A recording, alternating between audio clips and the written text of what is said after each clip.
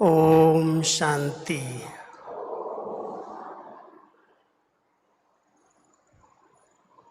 ब्राह्मणों को भी सुरक्षा कवच की आवश्यकता है ना। वैसे तो देश के जो वीआईपी वीवीआईपी होते हैं उनके लिए सुरक्षा गार्ड, सुरक्षा कवच का प्रबंध किया जाता है।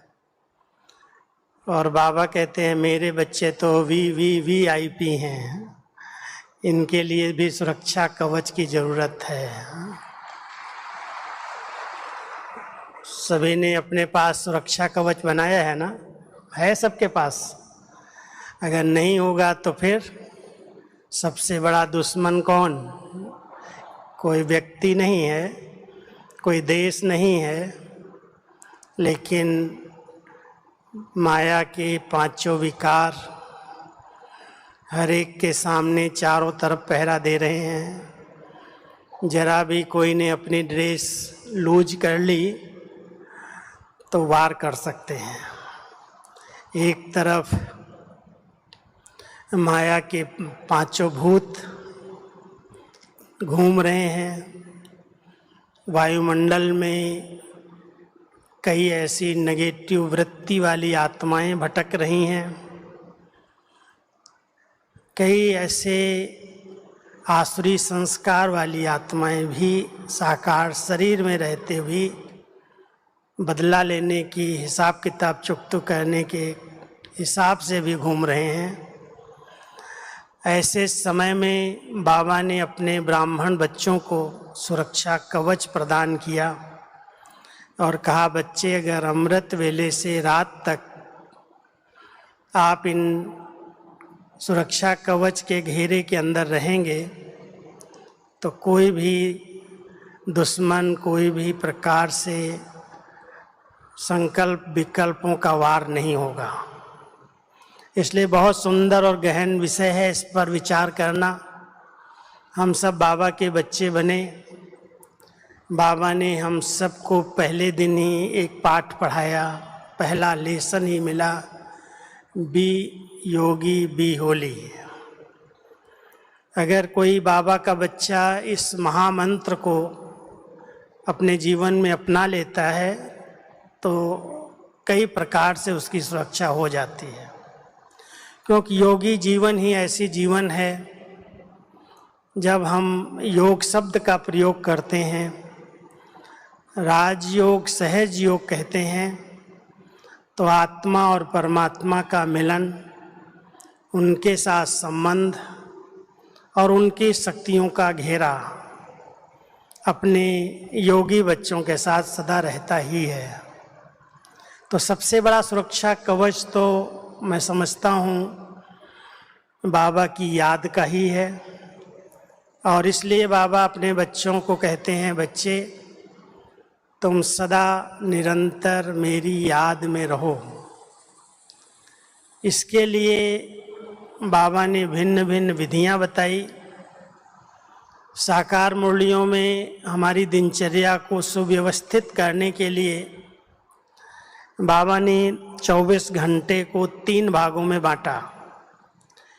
क्योंकि प्रवृत्ति में रह रहे हैं, घर गृहस्थ में रह रहे हैं, इसलिए शरीर निर्वाह के लिए 8 घंटे का समय है, जिसमें कोई भी कार्य करो, लौकिक नौकरी करो, बिजनेस करो, खेती करो, कोई भी काम करो, लेकिन शरीर निर्वाह के लिए खुद मेहनत करके अपने आप को हर प्रकार से समर्थ और शक्तिशाली बनाना है। दूसरा बाबा ने कहा, इस शरीर को भी स्वस्थ रखने के लिए 8 घंटे का समय है, इसमें इसको विश्राम दो, स्नान पानी करो, एक्सरसाइज करो, भोजन करो। 8 घंटे का समय इसके लिए है। और फिर 8 घंटे तो मेरे सेवा में, अभी अलौकिक जीवन के लिए समर्पित करो।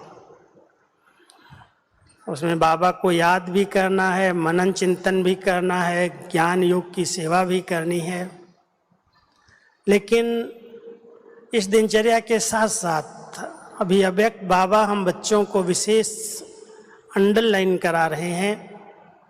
कईयों ने इसको इस रूप से लिया कि 8 घंटे में 2 घंटा 1 घंटा हम बाबा को याद करें, बाकी तो हमारी अलौकिक या लौकिक सेवाएं हैं। बाबा ने कहा, बच्चे अगर तुम 1-2 घंटा मुझे याद करते हो तो बाकी किसको याद करते हो? जब तुम्हारे सर्व संबंध मेरे साथ हैं तो तुम मेरे सिवाय और किसको याद करते हो? इसलिए बाबा ने हम सबको पक्का कराया, निरंतर याद निरंतर सेवा। चाहे आप कोई भी कार्य व्यवहार में जा रहे हो, लौकिक धंधा भी कर रहे हो, उसमें भी बाबा की याद में कर्म योगी बन करके वो कर्म करो। तो अभी समय अनुसार हम सब बाबा के बच्चों को इस नियम को, इस दृढ़ता पूर्वक पालन करते हुए संयम से चलना। संयम माना परहेज। जो भी हम नियम पालन करें बड़ी दृढ़ता के साथ, जैसे कोई चीज़ की परहेज होती है, ये करना है, ये नहीं करना, ये खाना है, ये नहीं खाना। कई डॉक्टर्स पहले ही दवाई देने के पहले परहेज जरूर बता देते। अगर परहेज नहीं है, वो संयम पूर्वक समय पर सोता नहीं है, समय पर खाना नहीं खाता है, समय पर एक्सरसाइज नहीं करता है, तो डॉक्टर्स कहते हैं मैं जवाबदार नहीं हूँ। हमारे पास यहाँ doctor Satish Gupta ji CAD programme चलाते हैं। हार्ट पेशेंट को बिना ऑपरेशन के योग के प्रयोग से कहते हैं आप ठीक हो जाओगे, लेकिन जितना नियमों को पालन करोगे उतना फायदा होगा। अगर अमृत वेले नहीं उठोगे, अगर शुद्ध सात्विक भोजन नहीं करोगे, अगर एक्सरसाइज नहीं करोगे, तो कैट कोई प्रोग्राम में फायदा नहीं होगा।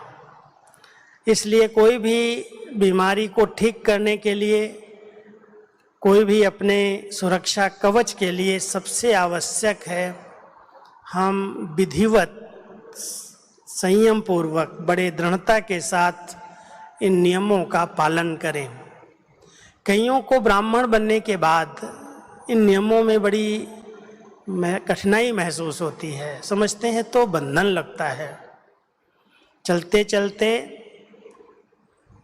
मैंने कई सेंटर्स पर देखा है, 6 महीना 1 साल तक तो पहले हमारी बहनें उनको धीरे धीरे एक एक नियम बताती हैं, बताना भी नहीं चाहती हैं, कहीं ऐसा न हो नियमों के कारण बाबा कोई छोड़ के चला जाए। और अधिकतर देखा गया है कि जब तक वो नियम बताए नहीं जाते तब तक वो सत्संग करने के लिए मुरली सुनने आने लगते। लेकिन जब नियमों की बात आती है तो कहते ये कैसे संभव है, ये तो बहुत बड़ी बात है, ये नहीं हो सकता। लेकिन पहले हमारे इस ब्राह्मण जीवन के जो लक्ष्य हैं, जिस लक्ष्य से हम बाबा के बच्चे बने, जिस लक्ष्य के आधार से हम आगे बढ़ रहे हैं, उस लक्ष्य को जरूर सामने रखें। बाबा ने अपने बच्चों को इस ईश्वरीय पढ़ाई के 5 लक्ष्य दिए हैं और उस लक्ष्य के अनुसार हमारे अंदर लक्षण कितने आते जा रहे हैं, जितना वो दृढ़ता के साथ ईश्वरीय नियम और मर्यादाओं को पालन करता है, संयम पूर्वक चलता है, उस 5 लक्ष्यों को सामने अनुभव करने लगता है। पहला लक्ष्य है ब्राह्मण जीवन सर्व गुणों से संपन्न बने, क्योंकि ब्राह्मण ही देवता बनने वाले हैं। जो देवताओं की हम महिमा गाते हैं, जब वो देवता बन जाएंगे तो उस महिमा को उन्हें ही पता नहीं है मेरी महिमा है। ब्राह्मणों को ही पता है कि ये गुण धारण करके हम ऐसे देवता बनेंगे। तो बाबा ने हमें जो 5 विशेष बातें कही हैं, सर्वगुण संपन्न, 16 कला संपूर्ण, संपूर्ण निर्विकारी, मर्यादा पुरुषोत्तम और डबल अहिंसक। बाबा की मुरलियों में बीच बीच में इन्हीं 5 बातों पर भिन्न भिन्न रीति से शिक्षाएं मिलती हैं। आज भी बाबा कह रहे थे डबल अहिंसक बनना है, ये सेना डबल अहिंसक सेना है। वो सेना जो युद्ध के मैदान में वो हिंसक है, क्योंकि वो जब तक किसी का वध नहीं करे, किसी दुश्मन को मारे नहीं, वो भी हिंसा हो जाती। अगर विकारों पर जीत प्राप्त कर ले तो वो भी संभव नहीं उनके लिए। बाबा के बच्चे इस संगम पर डबल अहिंसक बनते हैं। एक तरफ वो काम महाशत्रु पर विजय प्राप्त कर लेते और दूसरी तरफ जो गुस्से में आके, क्रोध में आकर के कुवचन, कटु वचन बोलते, ये भी बाबा कहते हैं हिंसा है। इस हिंसा से भी बच्चों को बच के रहना है। तो ये 5 सब जो लक्ष्य हैं हमारे सामने इस ब्राह्मण जीवन में, हर बाबा के बच्चे को बहुत दृढ़ता के साथ नियम और मर्यादाओं को परहेज के साथ पालन करते इस लक्ष्य को प्राप्त करना है। जब हमें कहते हैं हम सर्वगुण संपन्न बनेंगे, तो हर एक को अपने आप में चेक करना चाहिए कि अभी तक भी मुझ आत्मा में किन दिव्य गुणों में कमी है। एक है ईश्वरीय गुण है। जिन ईश्वरीय गुणों को हम अपने जीवन में धारण करके सत्तो गुणी बनते हैं, सतो प्रधान स्थिति को प्राप्त करते हैं, वो 7 ईश्वरीय गुण जो आत्मा को पहले दिन ही पढ़ाए गए हैं कि आत्मा ज्ञान स्वरूप है, आत्मा पवित्र स्वरूप है, आत्मा शांत स्वरूप, प्रेम स्वरूप, सुख स्वरूप, आनंद स्वरूप और शक्ति स्वरूप। ये ईश्वरीय गुण आत्मिक गुण हैं। और जब आत्मा बाबा के साथ अपना बुद्धि का कनेक्शन जोड़ लेती है, संबंध जुट जाता है, तो बाबा इन गुणों का सागर है। और उस सागर से, बेहद से वो गुण कनेक्शन जुटते ही ट्रांसफर हो जाते हैं। क्यों किसी में कमी आई, इन्हीं 7 गुणों की कमी के कारण शरीर रोगी बन गए, बीमार बन गए, कई प्रकार की माया अंदर प्रवेश हो गई। अब सुरक्षा कवच के लिए पहले इन 7 गुणों को मुझे बढ़ाना है, ईश्वरीय गुणों को। दैवी गुण तो 56 गाए हुए हैं, 36 गाए हुए हैं, बहुत अलग अलग गुण हैं वो।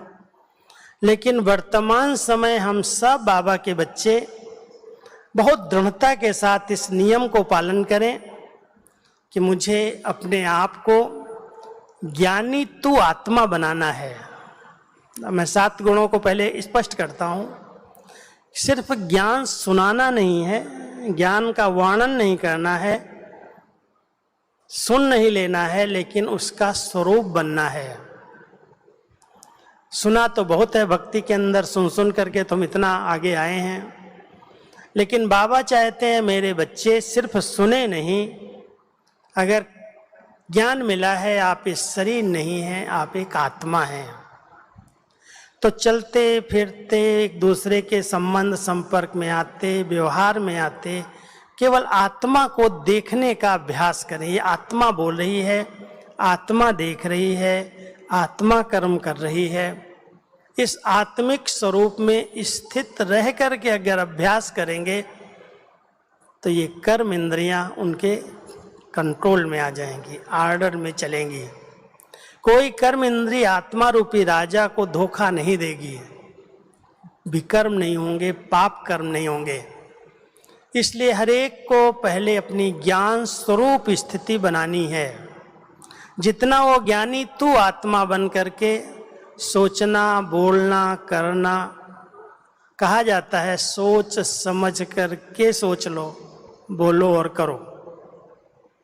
तो अगर हम ज्ञानी तू आत्मा हैं, जो कोई भी बोल, कोई भी कर्म, कोई भी संकल्प जो हम कर रहे हैं वो पहले सोचें इसका रिजल्ट क्या होगा। इसलिए पहला गुण जितना हम विकसित करना चाहें, ज्ञान को हम सुनते जाएं और उसको अपने स्वरूप में धारण करने के लिए दृढ़ता का संकल्प करें कि मुझे ज्ञानी तू आत्मा समझदार बन करके रहना है। कोई ये न कहे ये क्या कर लिया, ज्ञानी होकर के ऐसे बोल रहा है, ज्ञानी होके ऐसे खा रहा है, ज्ञानी होके ऐसे बात कर रहा है। इसलिए ज्ञानी तू आत्मा बाबा को बहुत प्रिय लगते हैं, और ज्ञान स्वरूप आत्मा उसके लिए ये ज्ञान सुरक्षा कवच बन जाता है। कभी भी कोई शब्द ऐसे नहीं निकलते, कोई संकल्प ऐसे नहीं चलते जो कहीं से भी माया की अंदर प्रवेशता हो, वार हो जाए।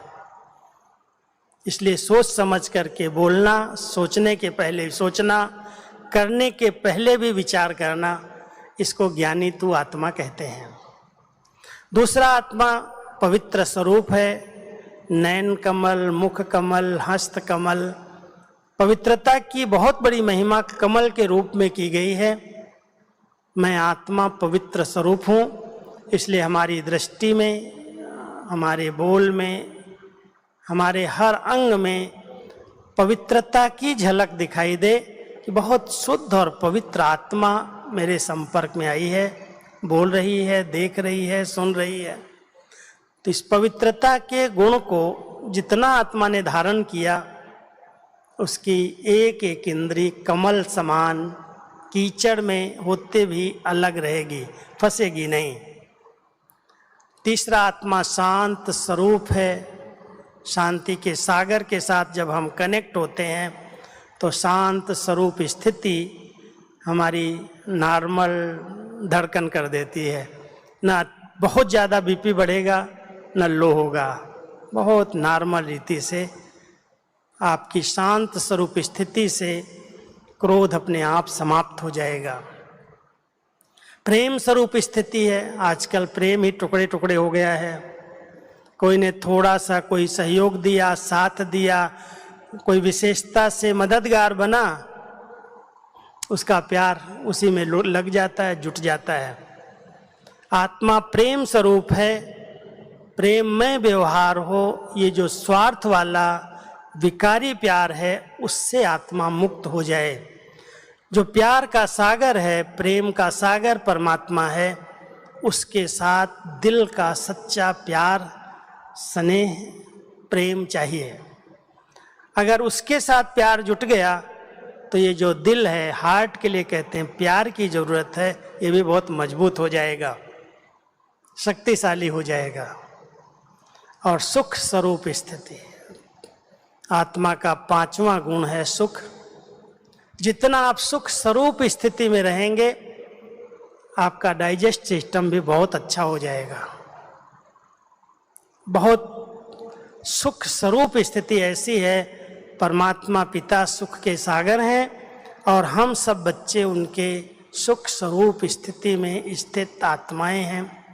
सुख संपन्नता की निशानी है, भरपूर हैं, कोई चीज़ की इच्छाएं नहीं है, ये चाहिए, ये चाहिए, ये चाहिए, वो सुख स्वरूप स्थिति है।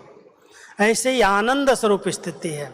जब आत्मा परमात्मा का सच्चा मिलन होता है तो आत्मा इस छठे गुण से आनंद जो है हार्मोन्स को ठीक रखता है, हार्मोन्स में भी सुरक्षा आ जाती परमात्म मिलन के आधार से।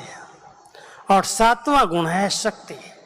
जो सर्वशक्तिमान बाबा के साथ जब हम कनेक्ट होते हैं तो शक्ति से ये सारा शरीर स्वस्थ हो जाता है, निरोगी हो जाता है। इन्हीं 7 गुणों को बढ़ाते हुए हम सब दिव्य गुण धारण कर सकते हैं। जिस आत्मा ने इन 7 गुणों के लिए विशेष योग किया है, अमृत वेले उठ करके अगर आप पवित्र स्वरूप स्थिति में स्थित हो जाएं तो पवित्रता सुख और शांति की जननी है। पवित्र स्वरूप स्थिति में स्थित होते ही आपके पास सुख और शांति का भरपूर भंडार अनुभव होने लगेगा। ऐसे ज्ञान स्वरूप स्थिति में स्थित हो जाएं तो ज्ञानी तो आत्मा के पास प्रेम भी है, शक्ति भी है, सुख भी है। एक दूसरे से कनेक्ट गुण हैं। अगर एक गुण हम धारण कर लेते हैं तो दूसरे सब गुण अपने आप आने लगते हैं। तो सभी बाबा के बच्चे पहले अपने शरीर के चारों ओर एक अच्छा सुरक्षा कवच बनाओ। क्यों?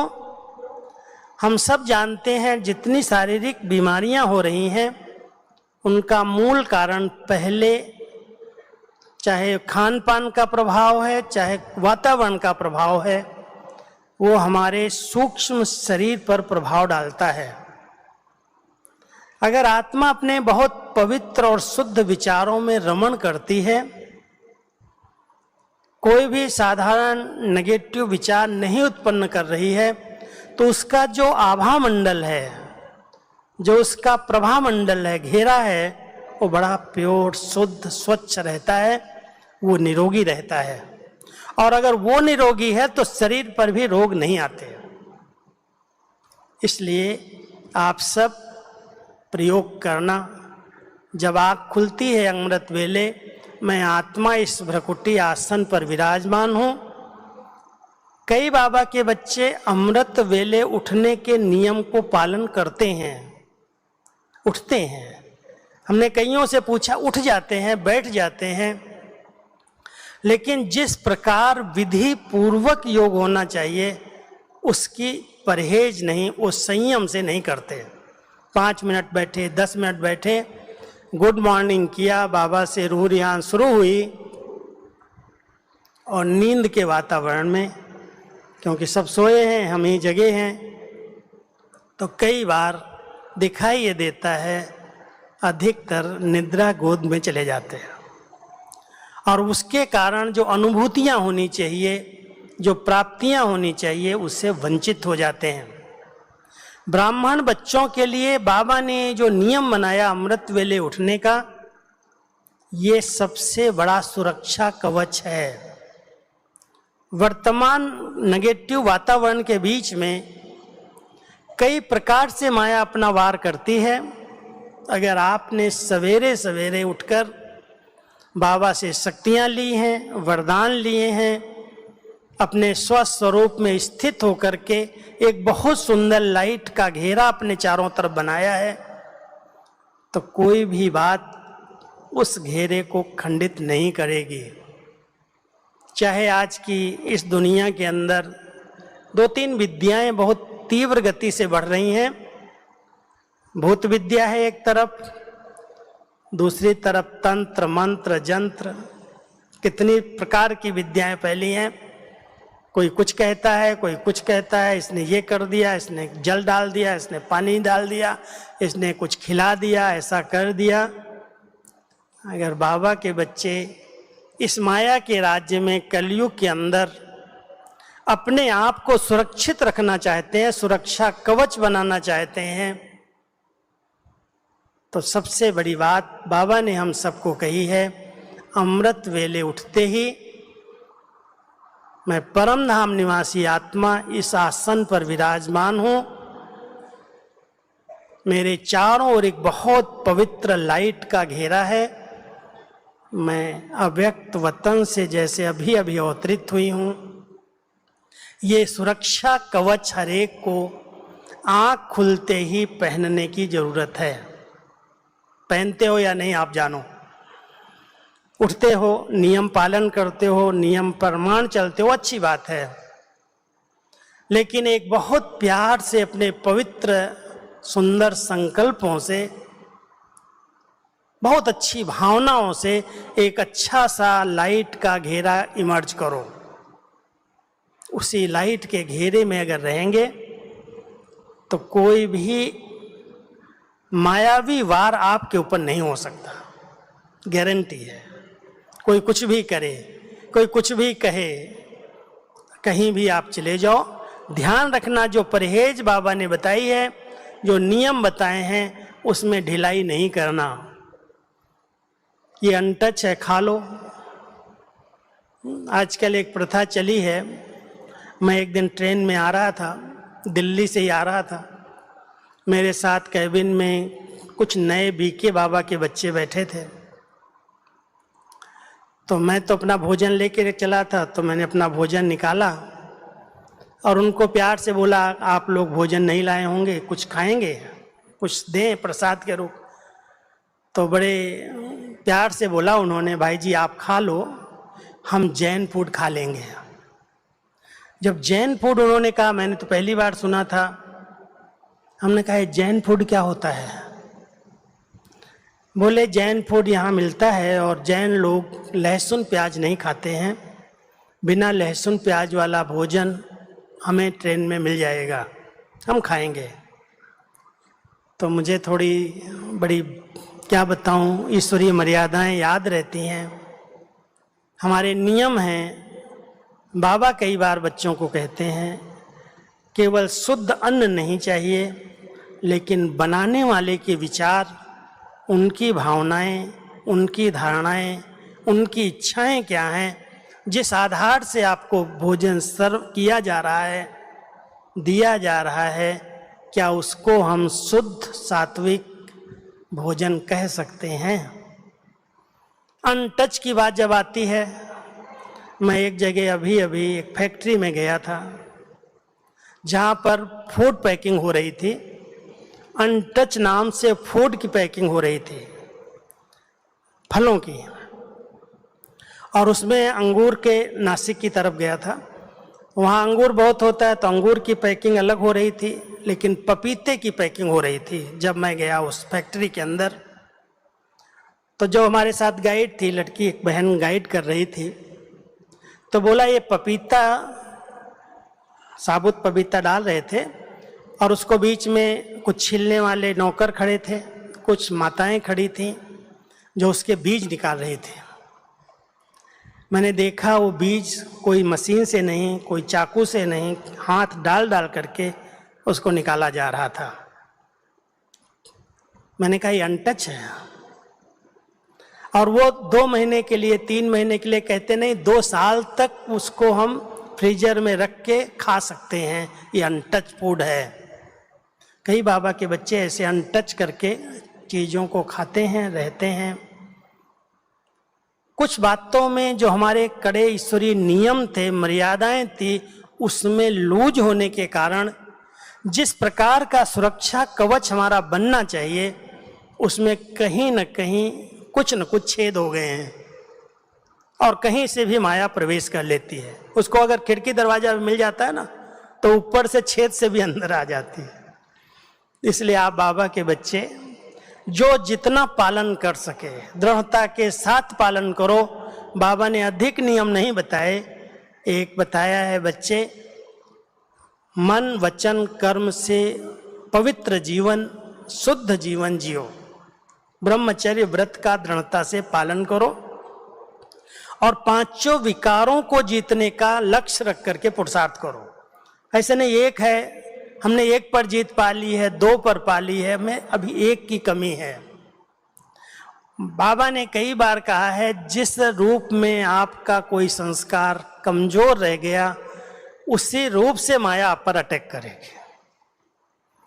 अगर आपके पास आपने काम विकार को जीता है, क्रोध को जीता है, लोभ को जीता है, मोह को भी जीत लिया, लेकिन सूक्ष्म में एक बहुत सूक्ष्म नशा है मैं को मारा नहीं, अहंकार को मारा नहीं, योगी नहीं बन सकता। एक भी विकार अगर कहीं से भी प्रवेश हो जाएगा तो जो हमारा लक्ष्य है, कई बाबा के बच्चे लास्ट में आए हैं, फास्ट जानना चाहते हैं, फर्स्ट आना चाहते हैं, लेकिन जब तक आत्मा संपूर्ण पावन नहीं बनी तब तक वो फर्स्ट में नहीं आ सकती है, फर्स्ट डिवीजन में नहीं आएगी। इसलिए कोई भी सूक्ष्म विकार है, बहुत गहराई से चेक करना किस नियम का उल्लंघन है जो इस विकार की प्रवेशता हो रही है। अगर हम नियम पूर्वक अच्छा संग नहीं करते, बाबा ने हम सबको, ब्राह्मणों को संग की परहेज बताई। संग जरूरत है, साथ चाहिए हर एक को। मैं एक बात सुनाता हूँ, शायद आप लोगों ने सुना होगा। जब मैं पहली बार मधुबन में आया था, 72 में मैं समर्पित हुआ, तो अपने स्कूल से बच्चों के साथ, लड़कों के साथ जो हम करते, खेलते कूदते, गलत काम करते, वो सब थे। लेकिन यहाँ आते ही दीदी ने मुझे कान में, बड़ी दीदी ने बुलाया और कहती है, सुनो एक बात, ध्यान से सुनो। क्या दीदी? संग की संभाल करना। तो मैं थोड़ा मूंझ गया। मैंने कहा दीदी वो संग तो हम छोड़ के आ गए, और इतने अच्छे संग में आकर के, मधुबन में आकर के भी आप मुझे यही शिक्षा दे रहे हैं, संग की संभाल करना। कहती हाँ, यहाँ पर भी ध्यान देना। क्यों? कई ऐसे हैं जो सेवा में आए हैं, सेवा कर रहे हैं, कपड़े ले रहे हैं, भोजन करते हैं, सेवा करते हैं, लेकिन अगर अपनी स्व उन्नति पर अटेंशन नहीं है, अमृत वेला योग नहीं कर रहा है, टाइम पर मुरली क्लास नहीं कर रहा है, अगर उसका अपनी स्व उन्नति पर ध्यान नहीं है, तो उसका संग भी आपको कहीं न कहीं अलबेला बना देगा। इसलिए ध्यान देना। अगर ब्राह्मण जीवन में कोई ऐसे अलबेले होकर के चले, अरे कर लेने, जब जागो तभी सवेरा, क्या जरूरत है 4 बजे उठने की, कई ऐसे संग के रंग में आ जाते हैं। दूसरा और ध्यान देना, अगर कोई बाबा का बच्चा बनने के बाद सेवा भी कर रहा है, बैज भी लगाया हुआ है, नियमों का भी पालन करता है, लेकिन अगर किसी का भी व्यर्थ चिंतन कर रहा है, फलानी भाई ऐसे हैं, फलानी बहनें ऐसे हैं, इस सेंटर पर ये हुआ, उस सेंटर पर ये हुआ, मधुबन में भी ऐसे चलता है, इस प्रकार के पर चिंतन, पर दर्शन करने वाली, नेगेटिव दृष्टिकोण रखने वाली आत्माओं का संग भी आपका बेड़ा गर्क कर देगा। कहीं न कहीं आपके पुरुषार्थ में वो रुकावट डालेगा।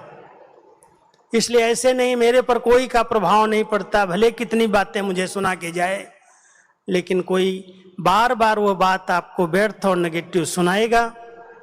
अच्छा सुन लिया ठीक है, लेकिन अगर आपने आजकल के साइंस के साधनों में अधिक रुचि रखी, बार बार वो न्यूज़ देखना, संसार समाचार, चाहे लौकिक चाहे अलौकिक दुनिया का, जिस आत्मा ने इसमें इंटरेस्ट रखा, ये सबसे बड़ा नियम का उल्लंघन है। वो कभी नहीं कह सकता है मेरे स्वप्न अच्छे हो गए, मेरा अमृत वेला अच्छा हो गया।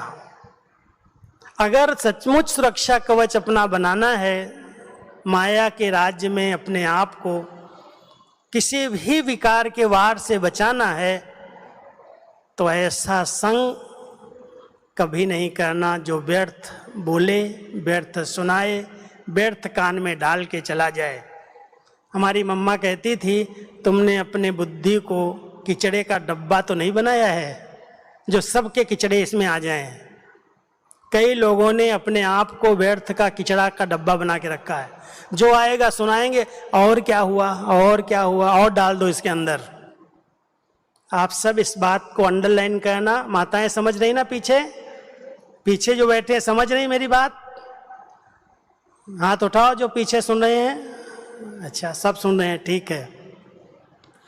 ये बुद्धि ज्ञान अमृत से भरपूर होनी चाहिए। बाबा ने अपने बच्चों के मस्तक पर अमृत कलश रखा है। अमृत कलश को धारण करने वाली आत्माएं कभी भी बुराई का, गंदगी का कलश, टोकरा अपने पर नहीं रखेंगी। कोई कुछ भी कर रहा हो, कुछ भी हो रहा हो, बाबा कहता है तेरा क्या जाता है, मैं जानता हूं। तुमको ठेका नहीं दिया है किसी को सुधारने का, ठेकेदार मैं हूं। जब बाबा अपने बच्चों को इतना पालना, पढ़ाई, शिक्षाएं दे करके, गाइड करके, हर प्रकार से उसे ठीक देवता बनाने के लिए सुधार रहे हैं, और कहते अगर नहीं सुधरेगा तो मेरे पास है साधन, है जज है मेरे पास, धर्मराज, मैं सुधार लूंगा। आप बच्चे इसका ठेका नहीं लो, आप अपने को सुधारने का ठेका लो। मुझे अपने को बदलना है। मैं बाबा के घर में स्व परिवर्तन के लिए आया हूं, और स्व परिवर्तन से विश्व परिवर्तन होगा। इसलिए कोई भी कितना भी महारथी हो, कितना भी अनन्य हो, अगर वो व्यर्थ चिंतन, पर चिंतन, इधर उधर की बातें, कई मुरली में करेक्शन मार रहे हैं, बाबा ने ये कैसे कह दिया, बाबा ने ये क्यों कह दिया, बाबा ने इस भाव से कहा है। अरे तेरा भाव कहाँ से आ गया? भगवानुवाच में अपनी बुद्धि लगाना, अपनी मन मत ऐड कर देना। अगर कोई श्रीमत में मन मत ऐड कर रहा है तो ध्यान देना, वो नियम का सबसे बड़ा उल्लंघन है। और ऐसे का संग करने वाली आत्मा कभी अपनी स्व उन्नति नहीं कर पाती। इसलिए बहुत अच्छा स्लोगन हमारा बना हुआ है, स्वचिंतन उन्नति की सीढ़ी है, पर चिंतन पतन की जड़ है। अगर हमें अपने इस आध्यात्मिक मार्ग में, ईश्वरीय मार्ग में बहुत उन्नति करनी, आगे से आगे बढ़ना है, तो आज इस भट्ठी के अंदर आप सब एक संकल्प ले लो। कोई कुछ भी कर रहा हो, मुझे व्यर्थ न देखना है, न सुनना है, न बोलना है, न सोचना है। सब अच्छे से अच्छा है। बाबा के बच्चे सब अच्छे हैं। ताली बजाइए। करेंगे संकल्प, संकल्प करेंगे। ऐसे करके देखना, अगर एक हफ्ता भी किसी ने कर लिया, उसकी स्थिति बड़ी महान बन जाएगी।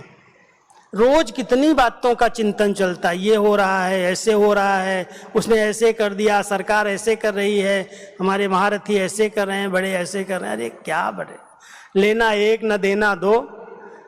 बाबा सामने है, देखो। बाबा कहता सी फादर फॉलो फादर। तुम कमजोरों को क्यों देखते हो? कई कमजोरों को देख करके कमजोर हो जाते हैं। बाबा कहता बच्चे ये आंख बंद कर लो। केवल बाबा कहता देखना ही है तो मैं तुमको एक चश्मा दे देता हूं। जैसे धूप में कोई काला चश्मा लगा के जाए तो धूप जो तेज है क्या होता है, ठंडी हो जाती है ना। अगर आप हरा चश्मा लगा करके सूखी घास के आगे चले जाओ तो भी वो हरी हरी दिखाई देने लगती है।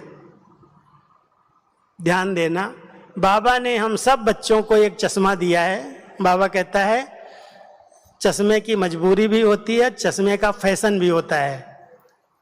तो बाबा ने हम सबको बहुत सुंदर चश्मा दिया है। कौन सा? हर एक की विशेषता देखने का चश्मा।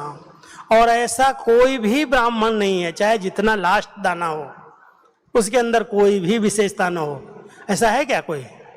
यहाँ कोई ऐसा बैठा है जिसके अंदर कोई भी विशेषता न हो? कोई नहीं है। अरे भगवान को पहचानना, उस निराकार ज्योति स्वरूप परमात्मा को दिव्य नेत्र से पहचान लेना, उनको दिल से मेरा बाबा कहना, उनकी आज्ञाओं पर चलना, उनका सपूत बच्चा बनना, इससे बड़ी और क्या विशेषता होगी। तो आप सभी बहुत बहुत विशेष आत्माएं हो।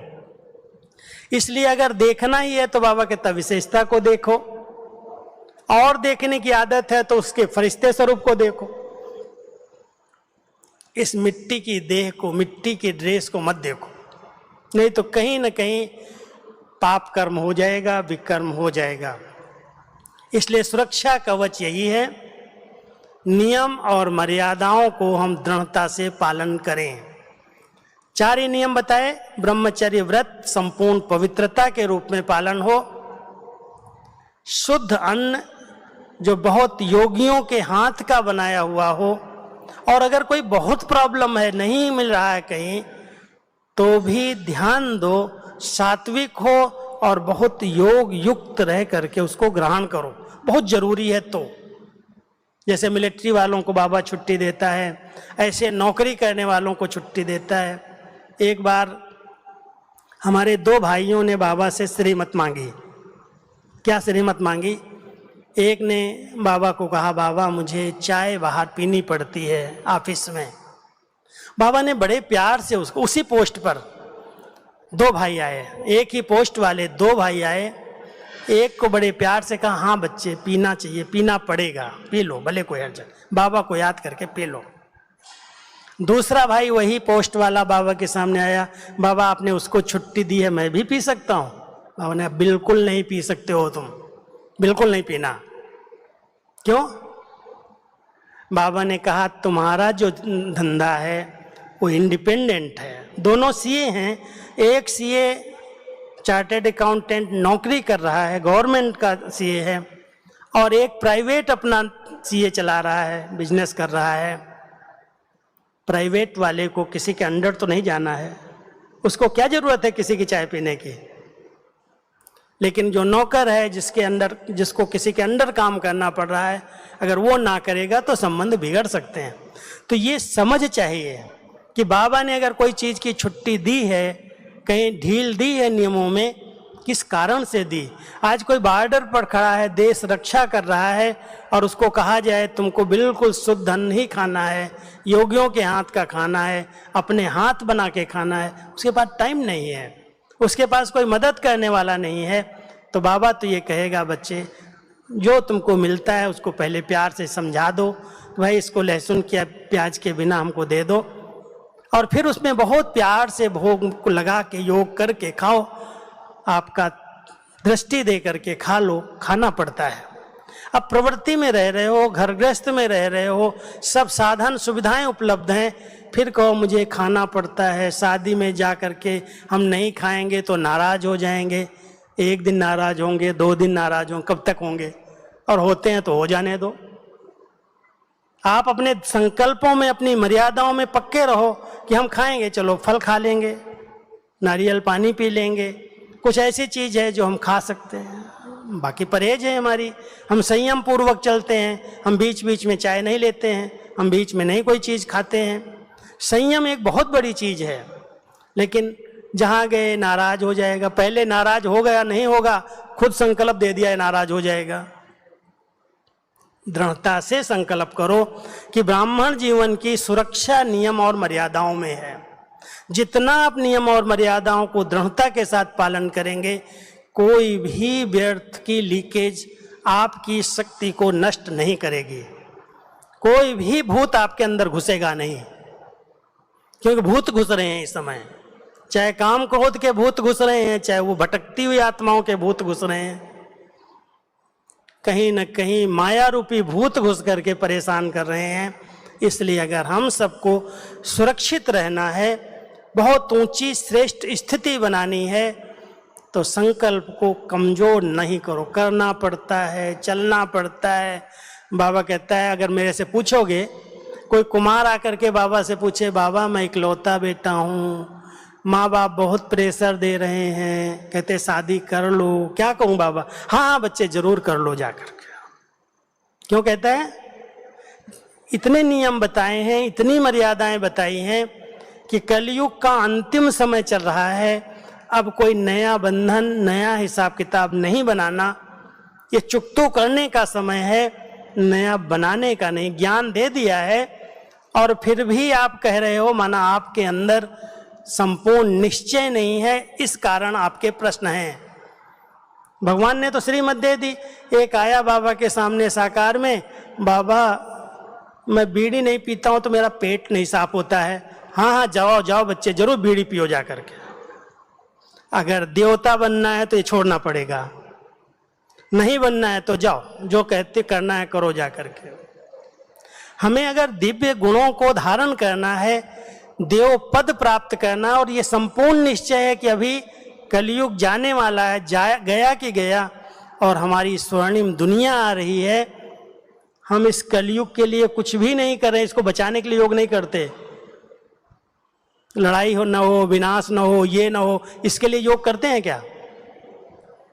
हम तो इसलिए योग करते हैं जल्दी जल्दी सफाई हो जाए। जब सफाई होगी तब तो सतयुग आएगा। सफाई के बिना हम सतयुग थोड़ी कलयुग में ले आएंगे। कलयुगी दुनिया की सफाई के लिए भगवान के 4 बड़े अच्छे अच्छे साथी हैं। इतनी बड़ी सृष्टि की सफाई के लिए बाबा कहता है 4 प्रकृति के तत्व मुझे बहुत मदद करते हैं। एक धरती ऐसे हिलेगी, चाहे जितना मजबूत बना लेना मकान, ऐसे पलट देगी। दूसरा, जल उपद्रव करेगा प्रलय के रूप में। तीसरा, इतनी जोर से तूफान आएगा जो सबको उड़ा के ले जाएगा। कोई डुबोएगा, कोई जलाएगा, कोई उड़ाएगा और कोई हिला के नीचे ले जाएगा। तब इतनी बड़ी कलयुगी सृष्टि का विनाश होगा। इसलिए ये जाने वाली को ज़्यादा बचाने के लिए कोशिश हम नहीं कर रहे हैं, लेकिन इसमें जो बच जाए सतयुग के लिए, उसकी हम प्रयास कर रहे हैं। जो इतने लायक बन जाएं, प्रकृति इतनी शुद्ध सतो प्रधान बने। आज हम यौगिक खेती का प्रोजेक्ट क्यों चला रहे हैं? क्या यौगिक खेती से इतनी बड़ी आबादी को हम खाना खिला देंगे? कितना भी प्रयास करो। आज जो साइंस ने साधन निकाले हैं, रासायनिक खादें, ये वो सब चीज़ें, आप इतने बड़े विश्व को प्राकृतिक यौगिक खेती का भोजन खिलाएंगे, संभव नहीं है। मैंने इसको नाम दिया है नए युग के लिए नई खेती। हमारी सतयुगी दुनिया में देवताएं कभी रासायनिक चीज नहीं खाएंगे, इसलिए हम ब्राह्मण भी क्यों खाएं? इसलिए आप सब ये संकल्प करो कि हम जो भी कार्य कर रहे हैं वो आने वाली दुनिया के लिए कर रहे हैं, और उसके लिए हम सब प्रयासरत हैं। जो बचेगा, जो ट्रांसफर हो जाए सतयुग के लिए, वो संस्कार तो ट्रांसफर होंगे।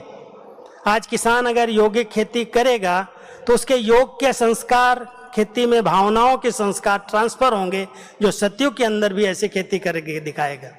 जैसे बाबा कहते हैं साइंस के इतने अच्छे अच्छे रिफाइंड साधन बन रहे हैं, ज्ञान में नहीं भी हैं तो भी सतयुग बनाने के लिए वो सतयुग में आ जाएंगे। क्यों? निर्माण कार्य कौन करेगा? महल कौन बनाएगा?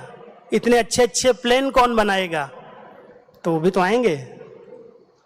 इसलिए हम सब अपने नियम और मर्यादाओं को, 4 ही नियमों पर अगर पिल्लर की रीति से हम दृढ़ता से पालन करते हैं तो बहुत सहज योगी जीवन बन जाती, और मर्यादाएं जो हैं उनका बहुत अच्छा विस्तार बाबा ने सुनाया है। मैं आज आपको इसी शरीर के अंदर आत्मा की जो विशेष बातें हैं उनके आधार से मर्यादाएं क्या हैं। सबसे पहले हमारी स्मृति के लिए मर्यादाएं, जो हम सोचते हैं ना, स्मृति जिसको हम याददाश्त कहते हैं। कई माताएं हमारे पास आती हैं, कहती भाई जी मुरली याद नहीं रहती, आज अभी अभी सुन के गए, बाहर गए, भूल गए, लेकिन सारी दुनिया की बातें, संबंधी कौन है, नाती पोते, सासू ससुर, सब याद रहता है। स्मृति में कितनी बातें दुनिया की भरी हुई हैं, इसलिए बाबा की बातें वो स्मृति में नहीं रहती। अब ध्यान देना, जो भी पास्ट की स्मृतियां बुद्धि के अंदर अंकित हो गई हैं, उन स्मृतियों को फुल स्टॉप लगा दो। मुझे वो नहीं सोचना है, मुझे उन स्मृतियों का परिवर्तन करना है। एक स्वस्थिति की स्मृति में शुद्ध आत्मा हूं। ये सब आत्माएं अपना अपना पार्ट बजा रही हैं, इसलिए स्मृति में हम आत्मा हैं। मैं एक पिता परमात्मा की संतान हूं, मैं एक बहुत शुद्ध और पवित्र आत्मा हूं।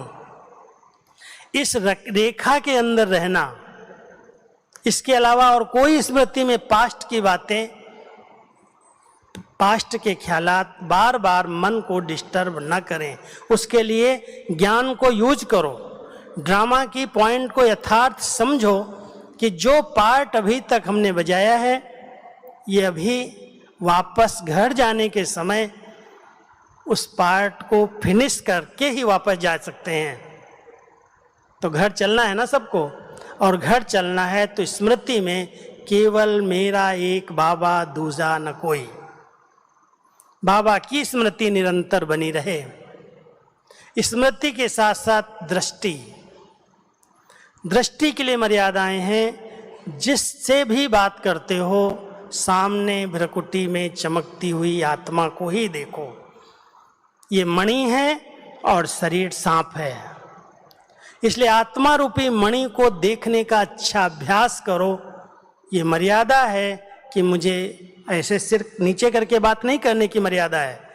मर्यादा है बात करो, लेकिन नैनों में देखते हुए उसके ज्योति स्वरूप आत्मा पर ध्यान जाए।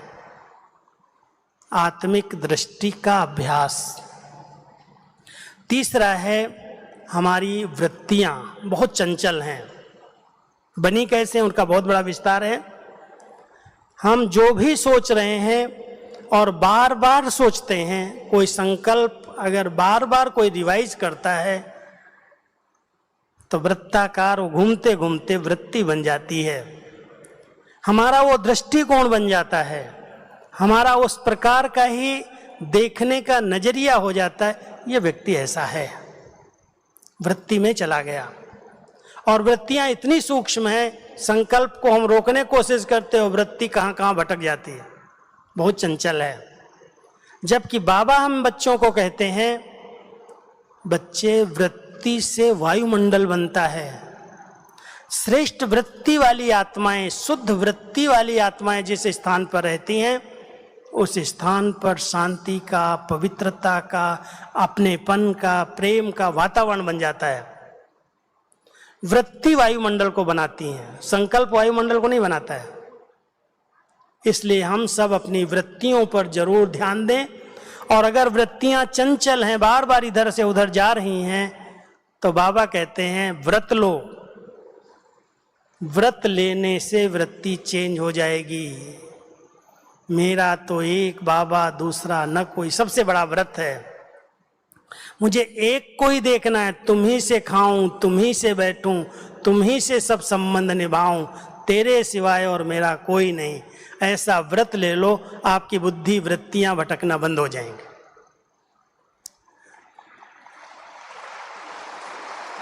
चौथा ध्यान देना मर्यादाओं का। बोल के लिए बहुत बड़ी मर्यादाएं मिली हैं। आज जितने टकराव हो रहे हैं, जितनी घरों में झगड़े हो रहे हैं, उनका मूल कारण हमारा बोल पर कंट्रोल नहीं है। हर समस्या का समाधान है कम बोलो, धीरे बोलो, मीठा बोलो, जो जरूरी है वही बोलो, बाकी नहीं बोलो।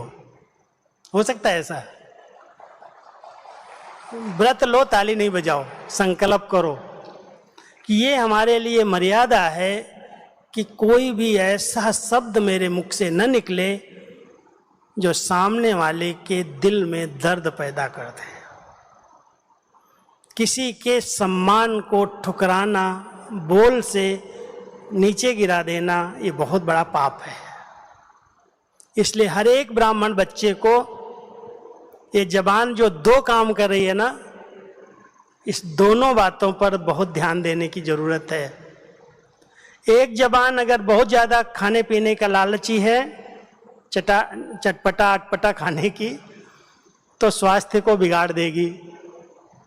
जो आया खा लिया, जब आया खा लिया, तबीयत बिगड़ जाएगी, बीमारियां पैदा कर देगी।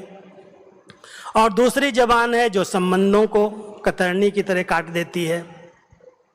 चलते फिरते कुछ बोल दिया, टोक दिया, बोल दिया, फिर कहते हैं मैं चाहता नहीं था, मेरे से निकल गया। ये योगी के लक्षण है क्या? अगर कोई अपने संबंधों को ठीक करना चाहता है, अपने सेंटर और अपने घर के वातावरण को बड़ा पवित्र और शुद्ध बनाना चाहता है, प्रेममय बनाना चाहता है, तो ध्यान देना, बाबा ने हम सबको बोल की बहुत मर्यादाएं सिखाई हैं। उतना ही बोलो जितना बहुत जरूरी है। वाक्य नहीं, महावाक्य बोलो। आप मास्टर सतगुरु हो, ऐसे वाक्य न बोल दो जो किसी के अंदर हलचल पैदा कर दें। इसलिए बोल के लिए मर्यादाएं हैं, कर्म के लिए मर्यादाएं हैं। जो कर्म करो वो कर्म हर आत्मा को सुख प्रदान करे। जब हम सेवा शब्द कहते हैं, कर्म में सेवा भाव, सेवा क्या है? सर्वेंट तो बहुत होते हैं, नौकरी करने वाले भी सेवा कर रहे हैं, स्वार्थ वाली सेवा हो रही है। सेवा का अर्थ है सुख देना, सुख लेना, दुआएं देना, दुआएं लेना, संतुष्ट रहना, संतुष्ट करना।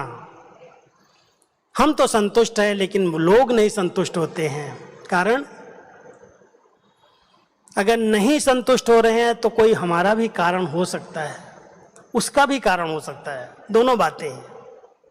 एक दिन की बात सुनाता हूँ। हमारी दादी जी, दादी प्रकाश मणि जी संस्था की मुखिया, हेड थी, मुख्य प्रशासिका, और बाबा आए थे। बाबा ने पहले मुरली चलाई, फिर दादी जी सामने आई। तो दादी से एक प्रश्न पूछा बाबा ने, बच्ची तुमसे सब संतुष्ट हैं?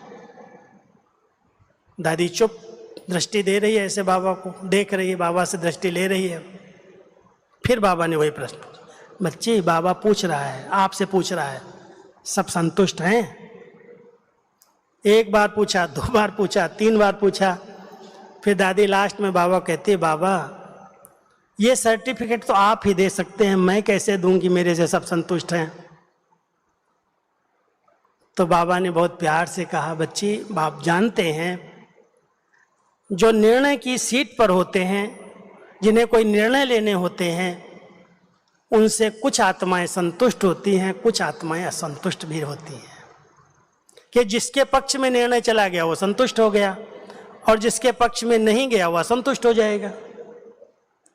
इसलिए आप बच्ची ने बहुत प्रयास किया है, बाबा सर्टिफिकेट देता है 95% लोग आपसे संतुष्ट हैं,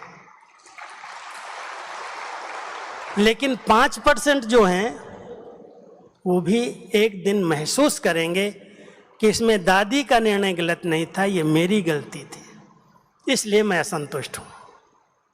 आप प्रयास करो हर एक आत्मा को संतुष्ट करने का, लेकिन अगर कोई नहीं हुआ, मर्यादा को उल्लंघन करके और असंतुष्ट रह रहा है, तो उसकी तुम परवाह नहीं करो। मर्यादा तो मर्यादा है, नियम तो नियम है। अगर आप दृढ़ता के साथ पालन कर रहे हो और परिवार में कहीं उलझन पैदा हुई, कहीं टकराव स्थिति हो गई, आपको बाबा ने तो कहा है किसी को नाराज नहीं करो, और मैं नियमों का पालन करती हूँ तो मेरा पति नाराज हो जाता है, मेरे बच्चे नाराज हो जाते हैं, फलाना नाराज हो जाता है। किसको देखना? बाबा को देखना या परिवार को देखना? इसलिए भले कोई नाराज हो रहा है, होने देना। हमारा बाबा हमें आशीर्वाद दे, हाँ बच्चा तूने मेरी श्रीमत को 100% समझा है और मर्यादाओं का पालन किया है। इसलिए ईश्वरीय मर्यादाओं में लूज नहीं होना, नहीं तो कहीं न कहीं से माया अटैक करेगी, आपका सुरक्षा कवच खंडित हो जाएगा।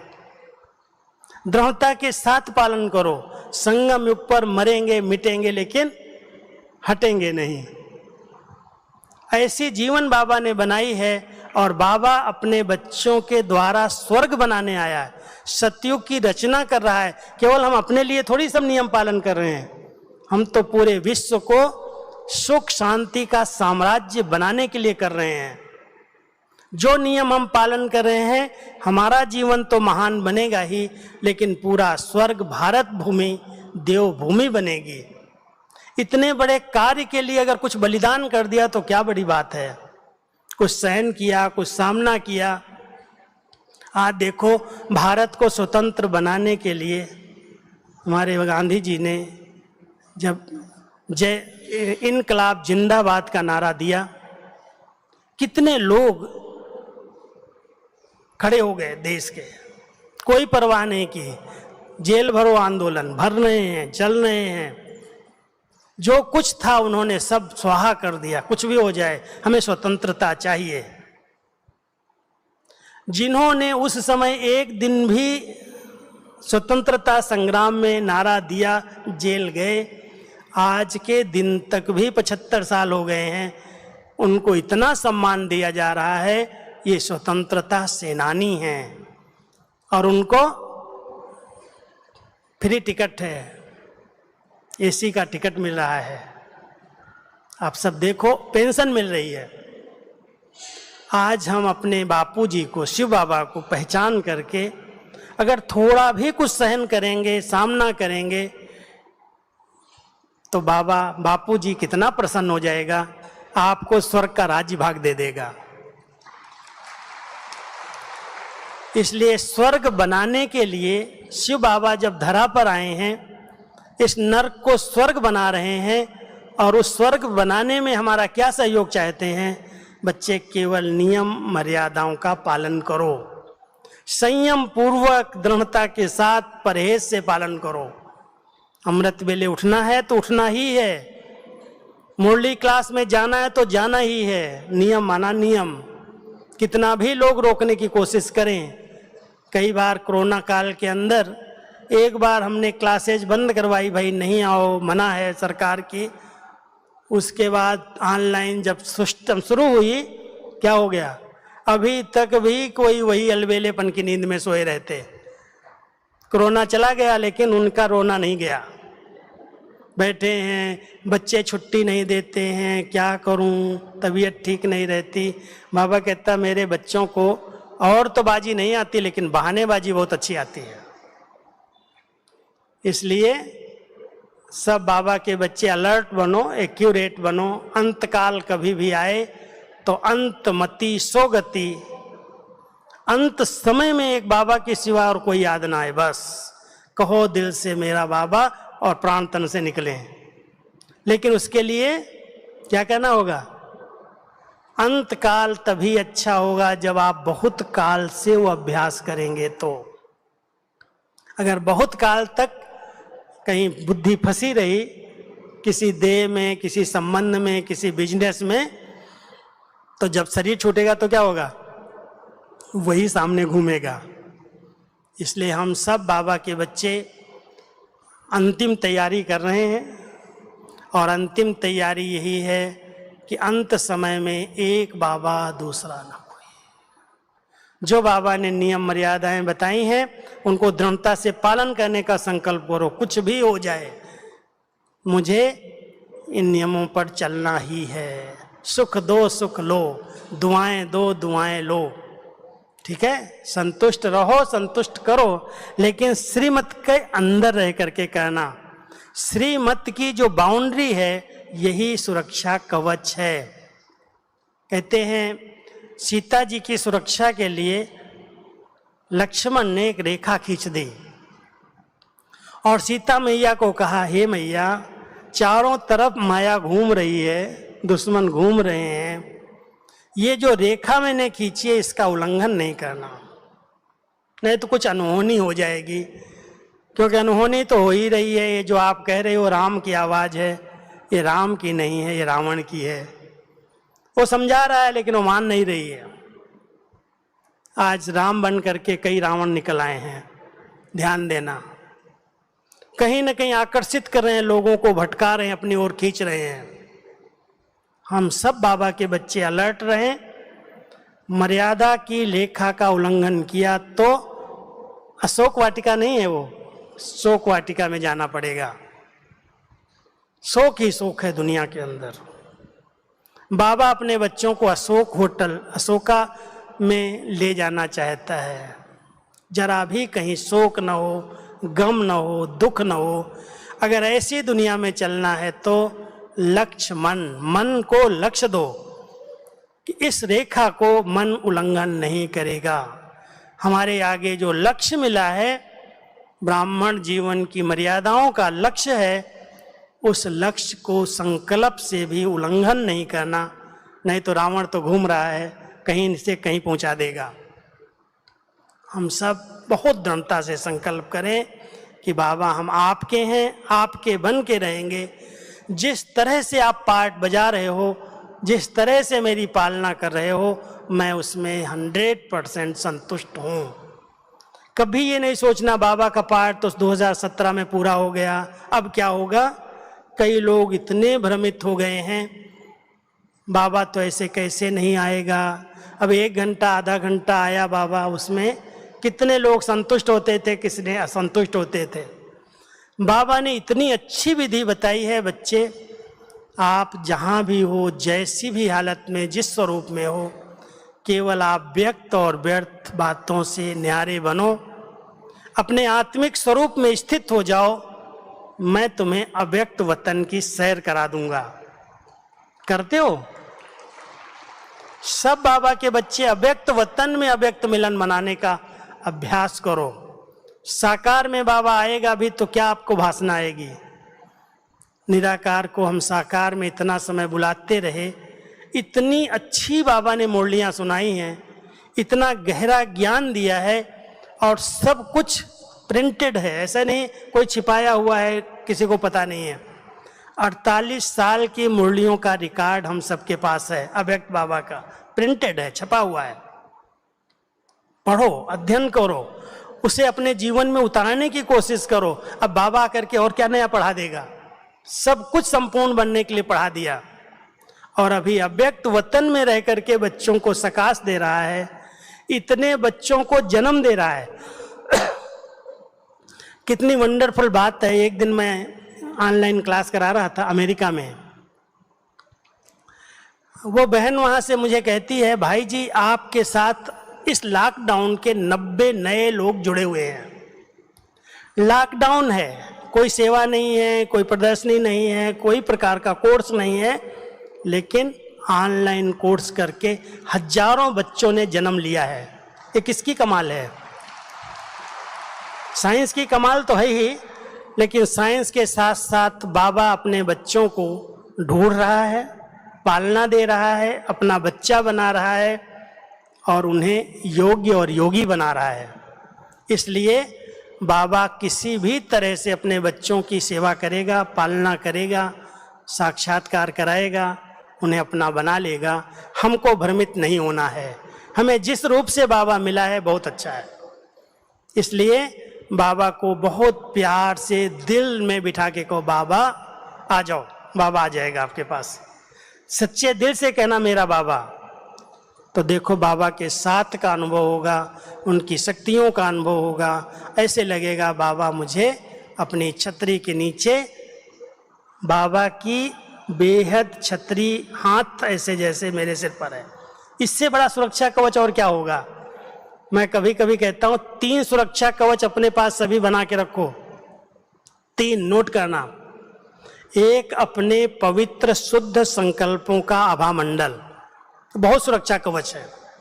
सोचो नहीं ये हो गया, वो हो गया, ऐसा हो गया, वैसा सब अच्छा है ड्रामा के अंदर।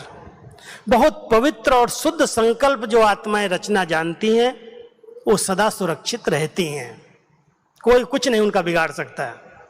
नेगेटिव संकल्प ही हमारे को नुकसान पहुंचाते हैं, हमारे कमजोर संकल्प हमको परेशान कर रहे हैं। इसलिए शुद्ध पवित्र संकल्पों का आभा मंडल आपके लिए सुरक्षा कवच है। दूसरा है सबकी दुआओं का सुरक्षा कवच। बाबा की, बड़ों की, परिवार की, सबकी दुआएं ले लो। दुआएं समय पर साथ देती हैं, परिस्थितियों में पार करने में सहयोग देती हैं। हर पेपर को आप सहज पार कर सकते हो। ये दूसरा सुरक्षा कवच है दुआओं का। और तीसरा है बाबा की याद की छत्र छाया, वरदानी हाथ बाबा का अपने सिर पर अनुभव करो कि बाबा आपने मेरे सिर पर वरदानों का हाथ रख दिया, आपकी ये छतरी सदा मेरे ऊपर बनी रहे। इसके सिवाय और कोई भी आत्मा मुझे अपनी ओर आकर्षित न करे। अगर ऐसी दृढ़ता का संकल्प करेंगे तो ये तीनों छतरियां जिसके साथ हैं उसकी सुरक्षा बाबा सदा करता है। ठीक है, तो आप सब सुरक्षित रहना, नियम और मर्यादाओं को दृढ़ता से संयम पूर्वक पालन करना और बाबा की छतरी के नीचे रहना। ओम शांति। चलो अभी हम सब 5 मिनट के लिए बोलेंगे कुछ। ओम शांति। हमने बहुत शक्तिशाली स्थिति बनाने वाली भाई साहब की वाणी सुनी। विशेष अपने को संयम नियम के सुरक्षा कवच में सुरक्षित रखने का दृढ़